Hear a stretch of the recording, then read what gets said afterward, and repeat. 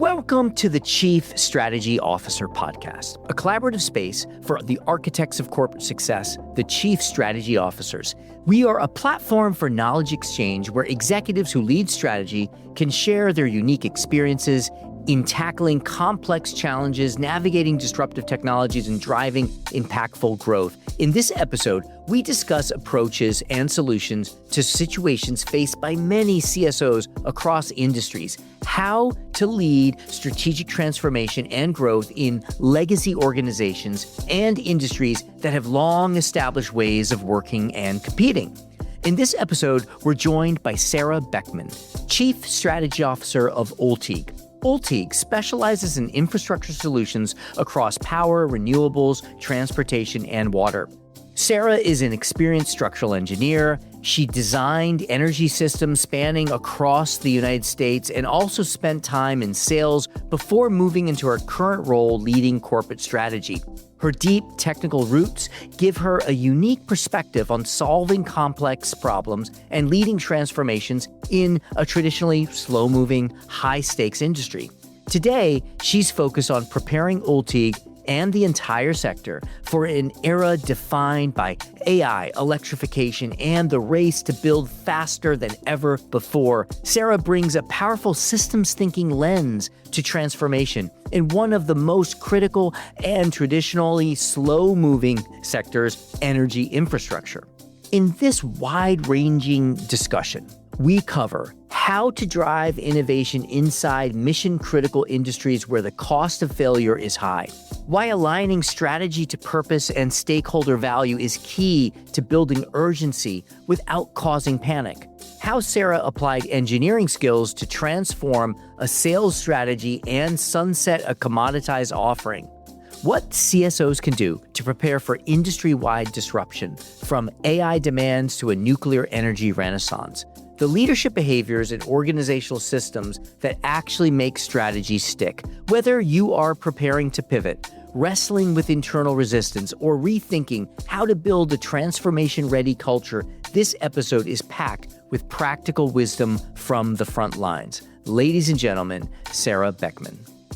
Well, Sarah, thank you so much for being here with us. I know you're very busy, got a lot of things happening, and we've got to be able to corner you for a few minutes to share your advice and experience. Thanks for being here. Yeah, you bet. I'm excited for the conversation. Where are you joining us from today? I am joining from Denver, Colorado. Yes, excellent. Yeah, so we want to get into, you have this experience working in a traditionally slow-moving industry and transforming things in that context is what our main topic is here. We're eager to learn from you. How do you bring people along? Because, I would imagine you often say, well, that's technically not feasible or that's not, the regulations won't allow that. Yeah. How do you get people to get around that? Yeah. So the current state is there's no shortage of work. So there really isn't a burning platform, I would say, for whether that's internally for our team members or for, our clients. There's not necessarily that burning platform that says, you need to change because there's more than enough work to go around. Mm-hmm. So to create that burning platform or to create that change, we really start with connecting it to purpose. So if you create urgency without that purpose, we feel like it causes a panic or can cause that panic state. Mm. So we also know that change within what we call our lifeline sectors of power, renewable energy, transportation, and water, that change is gradual. So we start by connecting the need to transform to our larger purpose. So at Ulteig, our purpose is creating and solving for a sustainable future. Okay. So this kind of helps change that narrative from we have to change to we get to be leaders in this. So it's all about winning over those hearts and minds and getting people to kind of buy into or see the reason why they need to change. And then it's not necessarily creating a fully burning platform, but really helping the team visualize what that success looks like. And when I do that, I look at it from what we call valuability, which is our ability to create and measure value And we look at it across three pillars. So how are we creating value for our clients? How are we solving our clients' challenges, anticipating what's going to be coming at them? How are we creating for value for our employees, right? We want to make sure that we're creating that culture where people want to come to work and stay and work their entire career here. And then so much of this work is about the communities that we serve. So making sure that we're creating that sustainable community impact. So it's how are we creating value for those communities? So when I talk about creating that burning platform, it's thinking about those three pillars and connecting the work that we're doing to that to get people bought in.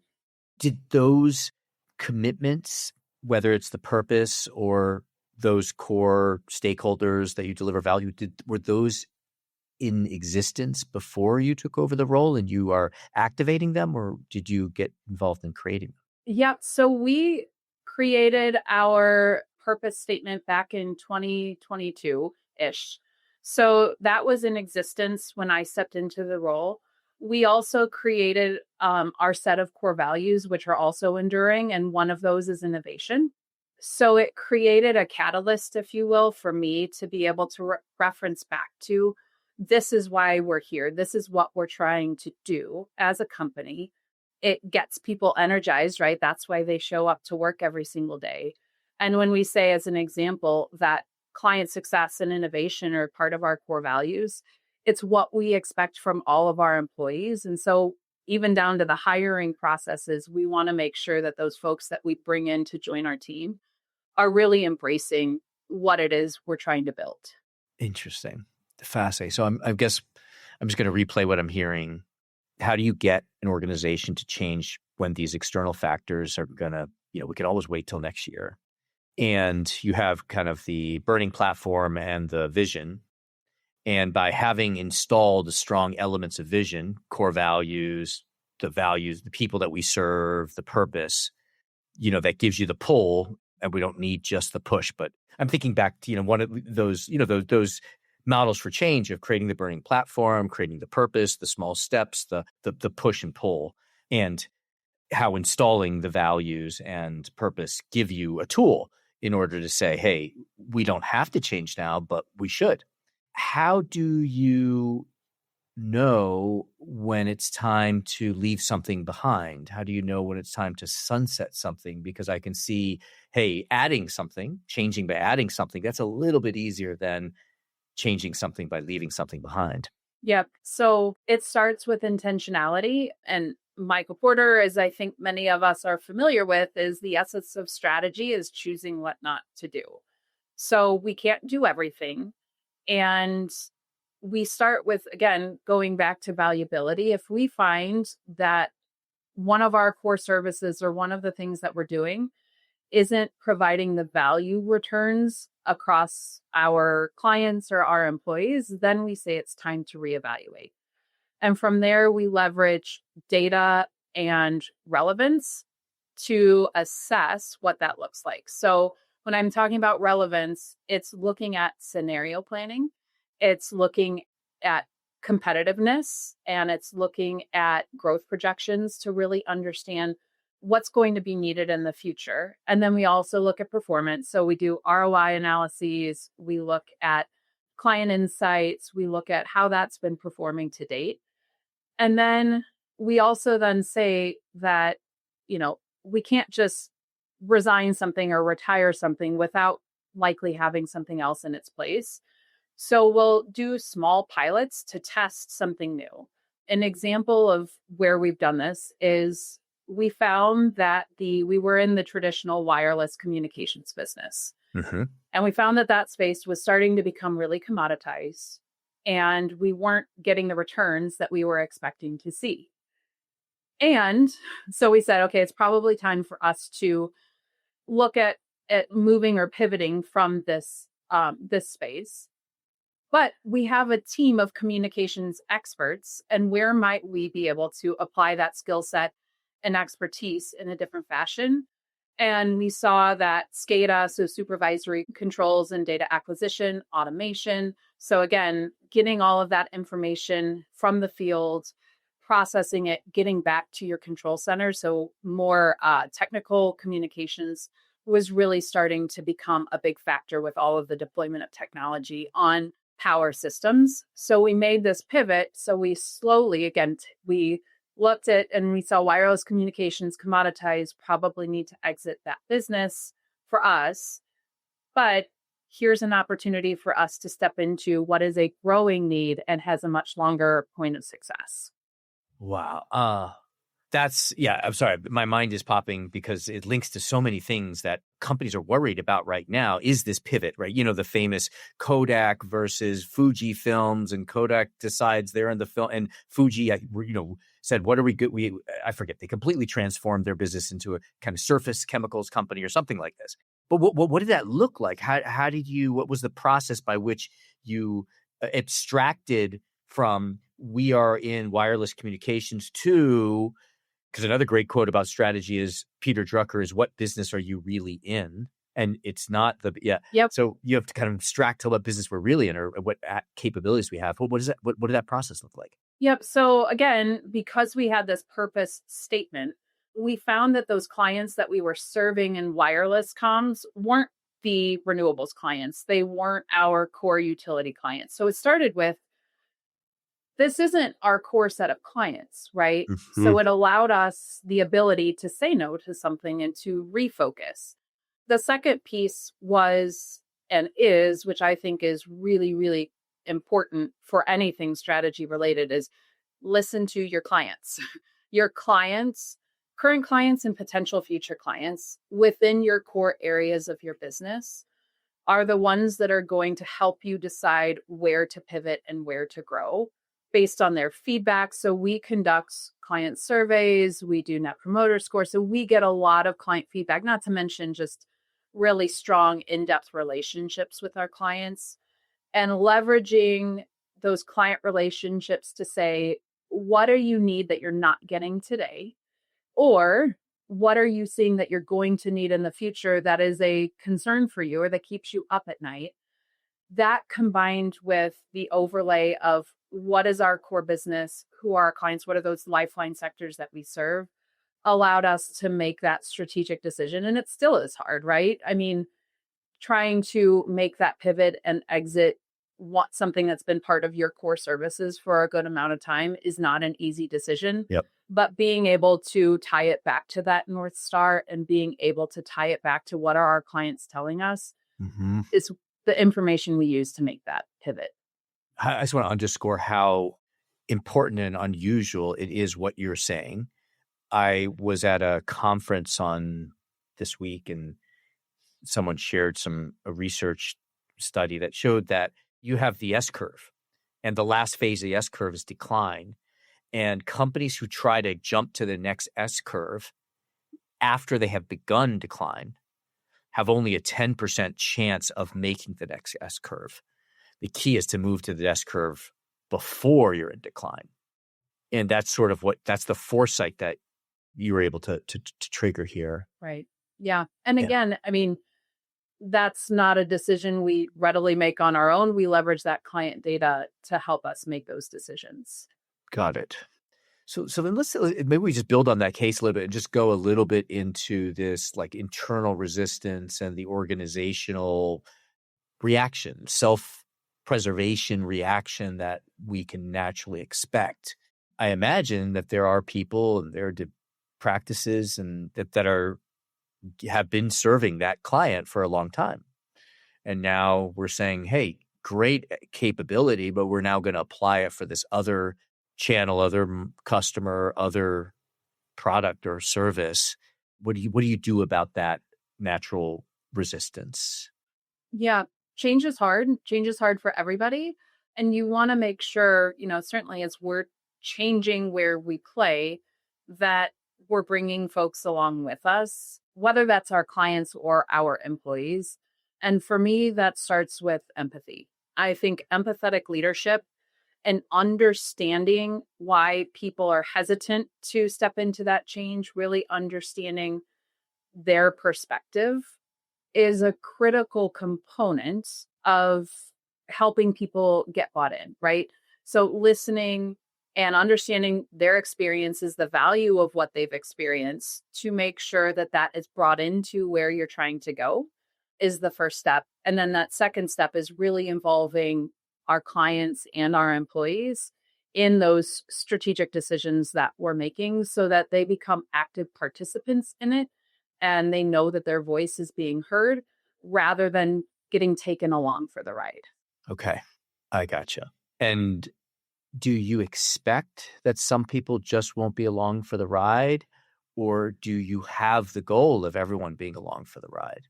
Because some people will say, well, I don't know if maybe a traditional kind of PE approach would be, well, let's get rid of those people and hire new people.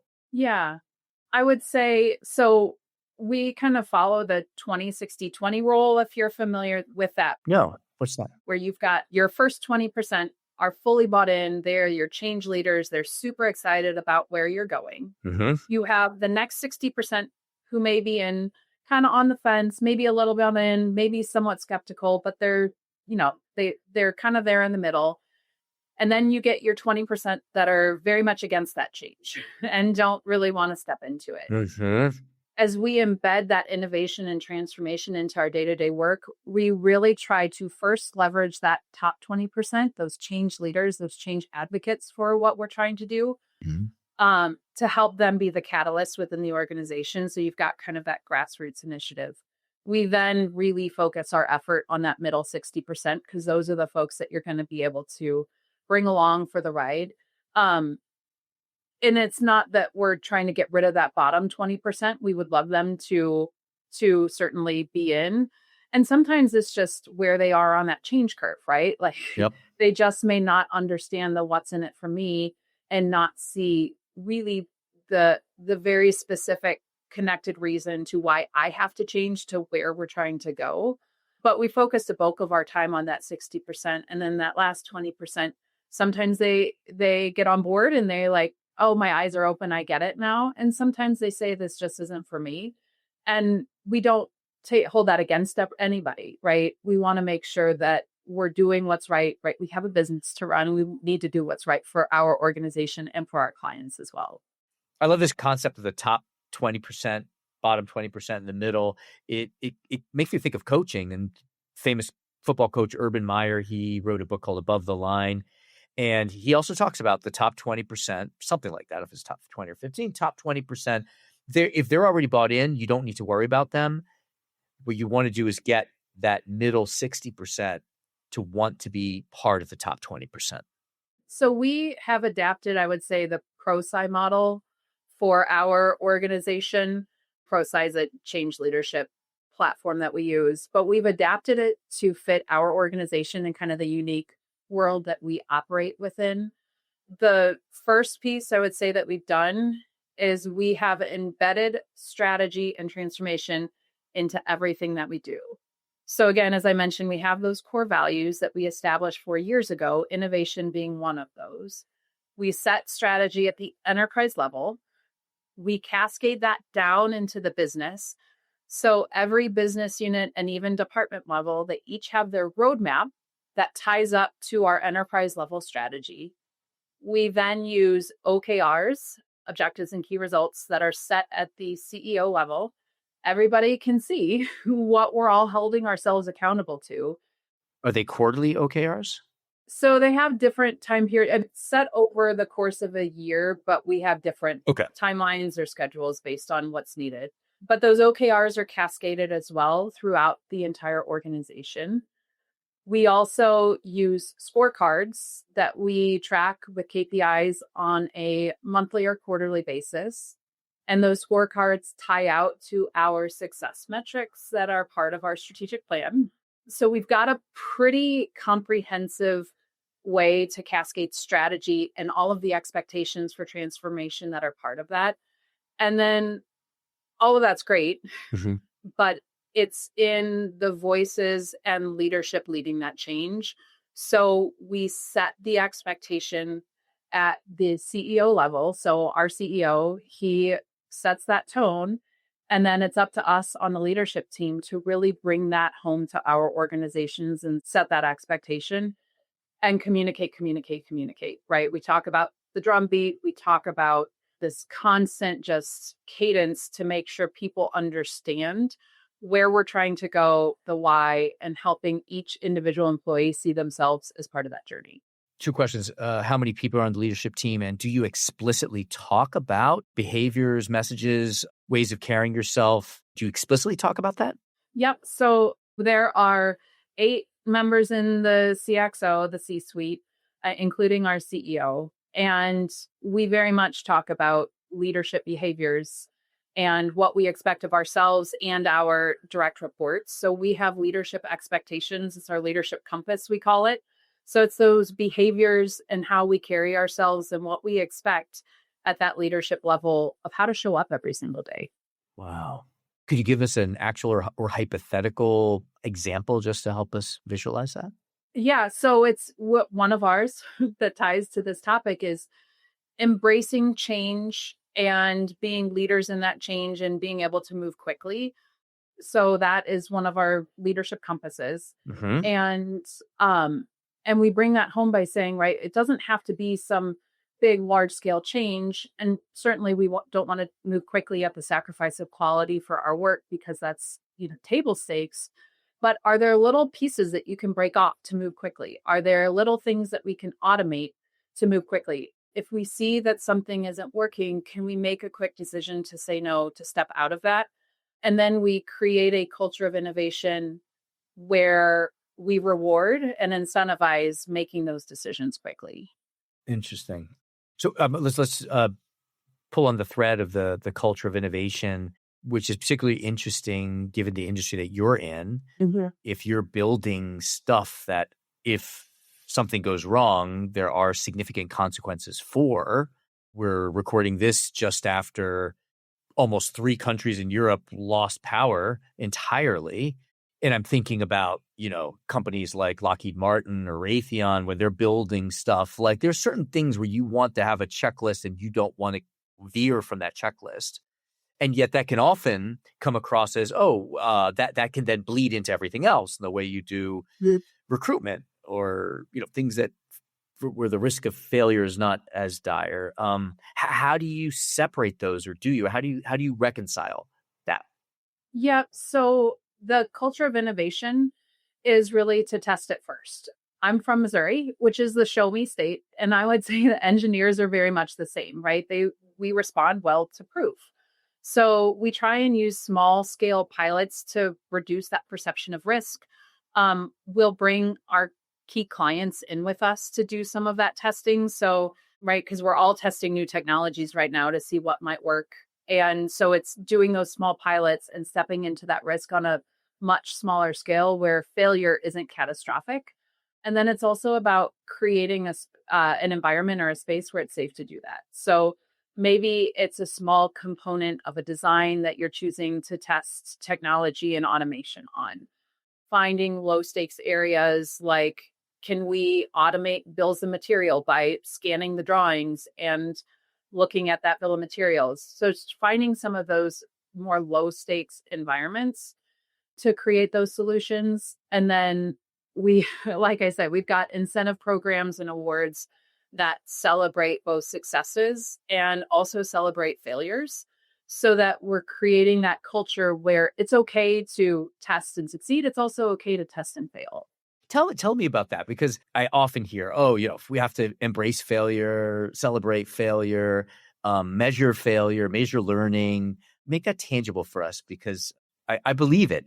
I just haven't seen it that often. Yeah. And I mean, admittedly, we're still working through that journey ourselves, but we've created a First Penguin Award that celebrates people or teams that try something even if they fail. So if we try and test generative AI and generative design, and we spend 6 months and invest in a pilot project to do it, and it doesn't work, we still celebrate and reward those people at a town hall. So with the entire company. So everyone in the company can see these people tried something new, these employees tried something new, and it didn't work.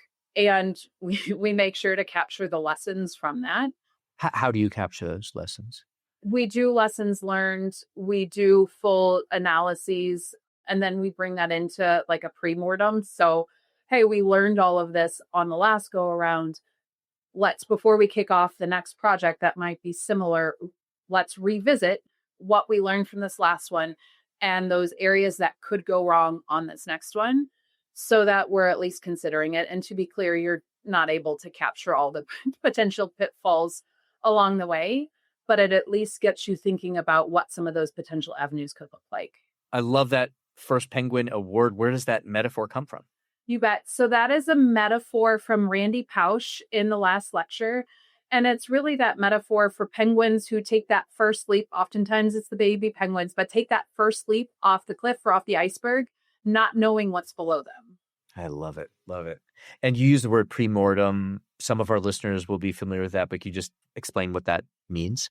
Yep. So I think we're all familiar with what a postmortem is, which is after the fact, capturing those lessons learned. A premortem is doing that before your project kicks off. So it's, again, taking into account those lessons learned from similar projects that you've already done, as well as planning for what could go wrong in this next project. So based on what we're setting out for ourselves, what are the potential pitfalls or challenges, roadblocks, and planning for those. So you're kind of doing scenario planning upfront. Yeah, I love this idea of the first penguin.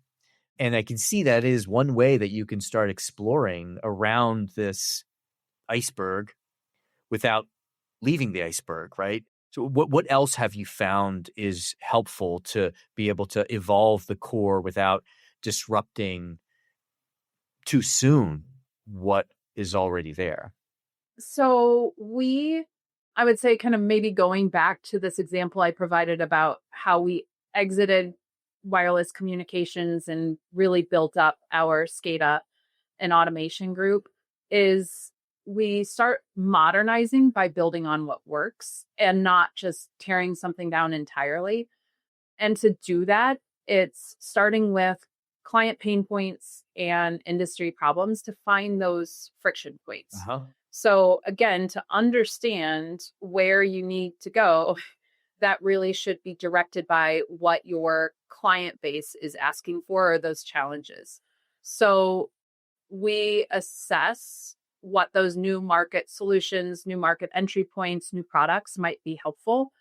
And then with our scenario planning, we have a strategic fit process and ROI analyses to really help us understand what is the best of the best, right? What are those core areas that we want to step into?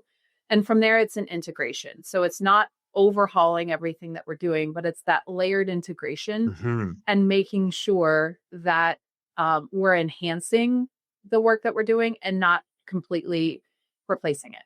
Yeah, I love this idea of focusing on integrating, experimenting, following customers and integrating. But what if there's something that you just can't integrate that needs to replace?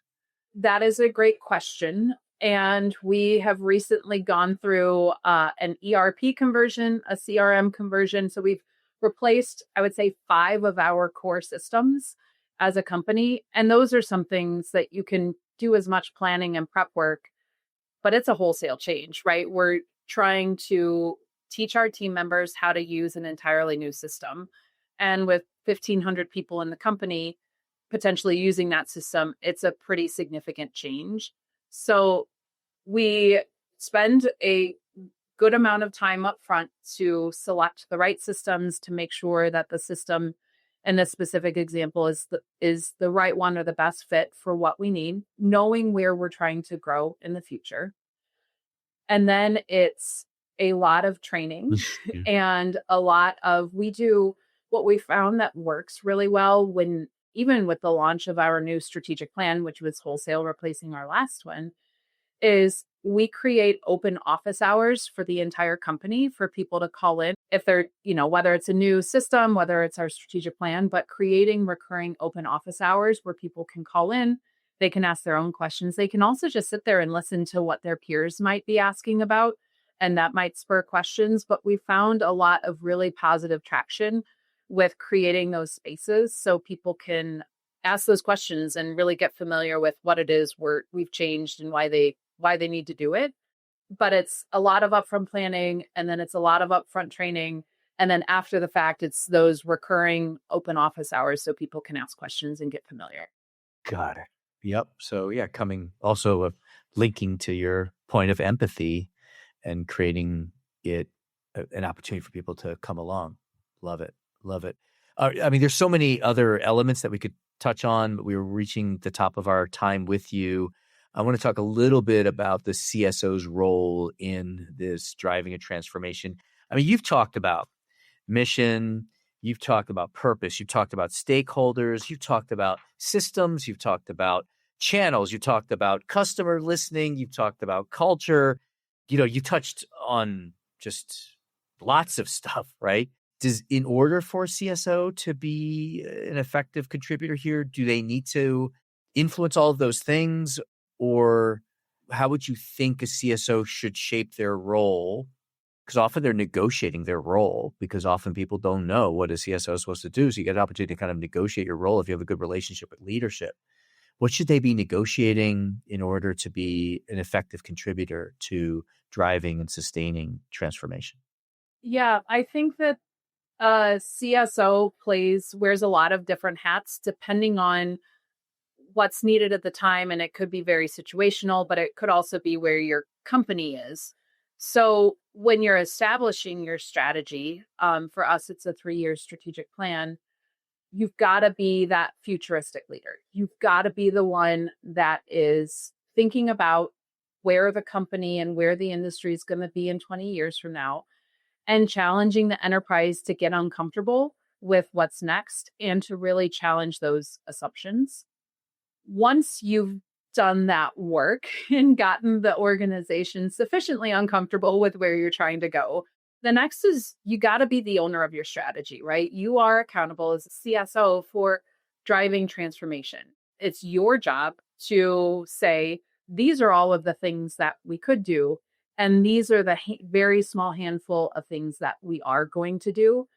And that means partnering across the entire enterprise, because you as the CSO can't be the only change leader. You need every one of your peers and your CEO of your company to be there in lockstep with you. Otherwise, transformation and change isn't going to happen. But as the CSO, I see you as being, and myself specifically, as being the key leader in making sure that we're holding ourselves accountable for where we need to go. And then it's also kind of keeping your ear to the ground with your clients and your employees. Again, really bringing in this empathy piece of knowing where to focus that time and that energy to make it come to life. You're going to have folks that are change resistant. And so what are those areas that you need to be keeping your ear to the ground and hearing what's happening so that you can go focus some time and energy in that?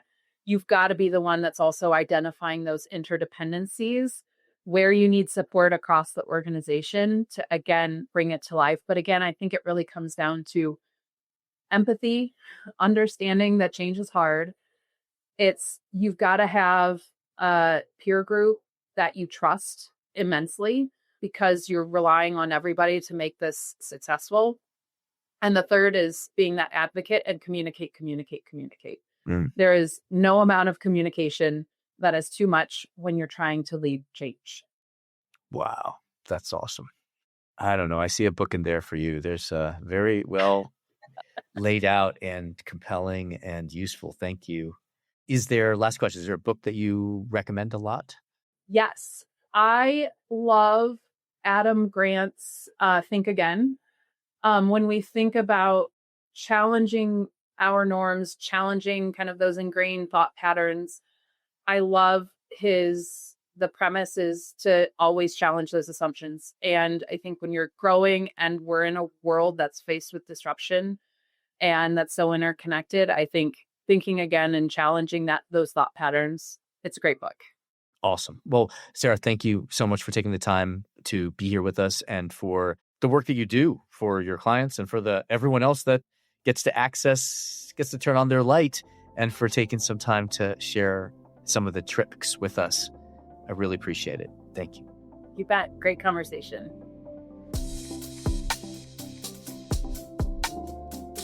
Thanks for listening to this episode of the Chief Strategy Officer podcast. Thanks to our guest, Sarah Beckman. Executive leaders who want to save time and resources or grow their network with like-minded peers can learn more about Outthinker's executive peer networks at outthinkernetwork.com.